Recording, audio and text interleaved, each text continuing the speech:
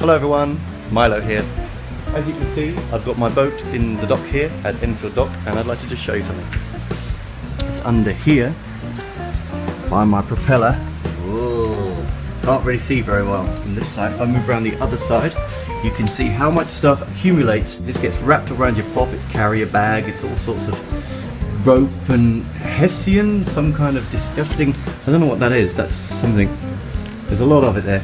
So, obviously we've got to get that off, so you could cut it off with a knife, but unless the knife is very long and very sharp, you're going to have a bit of problem. I've tried to have a go at it with a hacksaw, little mini hacksaw, having a go, trying to cut the ropes. Again, it really does take quite a long time with this. So I went out and got myself one of these, a little jet flame lighter. You can kind of see there, like that. I'll see if I have any better luck with this.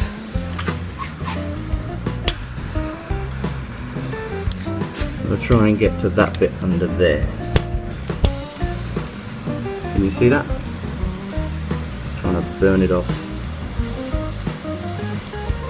I hope I don't set a fire to my boat doing this.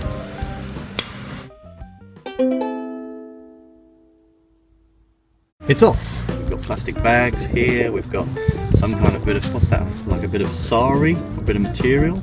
These are horrible, these things, these sort of cable tie, you know, for these kind of, they bind up boxes, they bind up cardboard boxes. And then there's all this stuff, this kind of, it looks like sort of hessian, but it's not, it's kind of like a nylon, plasticky stuff. And what happens is, as it gets wrapped around the prop, it heats up and then starts to melt. It melts onto itself and creates this horrible thing. So burning it off with the lighter was a good idea, just to start the sort of process.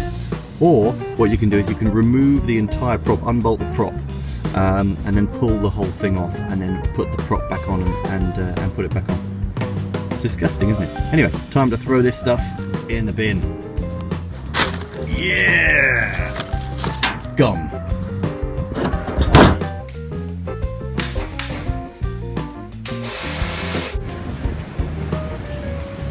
Hello. Sorry, I'm really grubby. I thought I'd take you on a little tour around to show you what we've done so far. We have scraped back, we've power washed and scraped back the entire side of this below the waterline.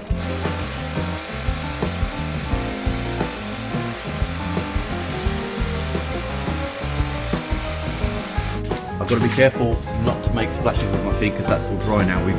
We've brushed it off, and we've also used an air gun to make sure there's no dust. We are ready for the blacking. We did a little video here of us scraping all this off. Come around here.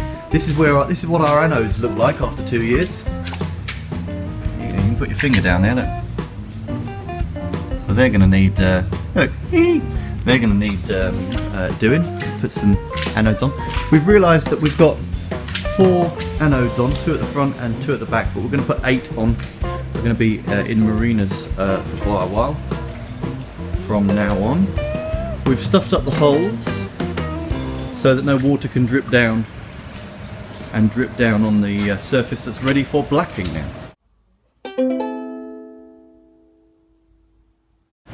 So we're going to spend the last hour of today trying to get on our first coat of blacking.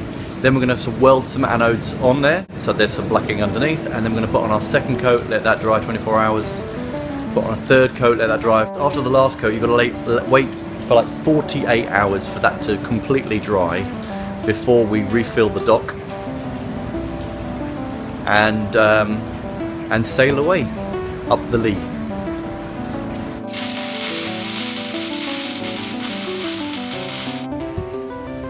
It's day 4, and as you can see, we've got the second coat on yesterday.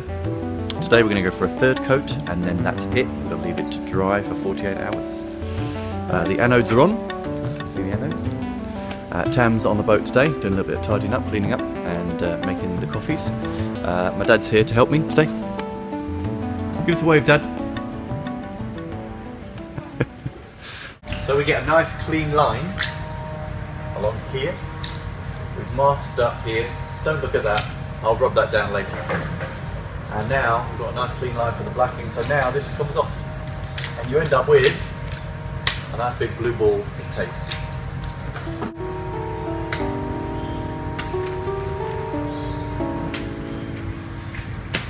Follow me this way. Just there, it's fine.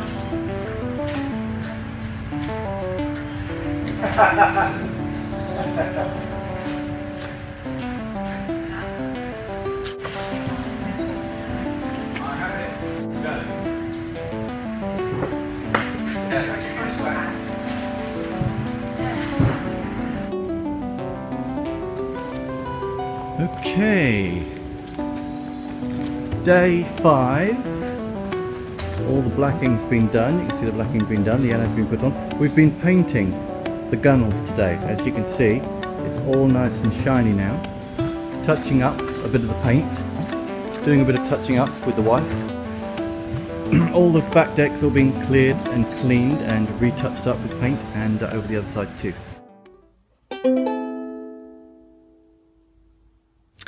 So, hello. I'm just going to do a breakdown of the cost here at Enfield Docks. So, how much did it cost to hire the dock? Was it £500? £500 to hire the dock. We used about 3 tins of bitumen. That was about £103. We used at least 3 scraper blades to scrape the hull. They were about £33 in total, I think, for 3. What other costs were there?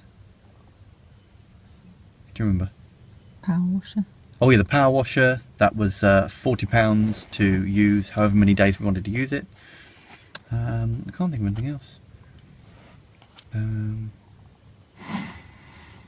That's all I can remember. This is going to keep him riveted, Miles. And, well, also, the reason why I'm sitting in the back of my car is because Sally was feeling a little bit lonely and she wanted a cuddle. There she is.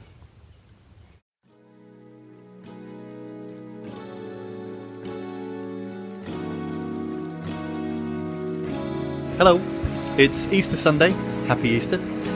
We're just waiting at the dock now for it to be refilled, and I'll try and get a time lapse of that, and then we'll be taking our boat out and up to Cheshunt. So as you can see, the boat's ready to go and we are too.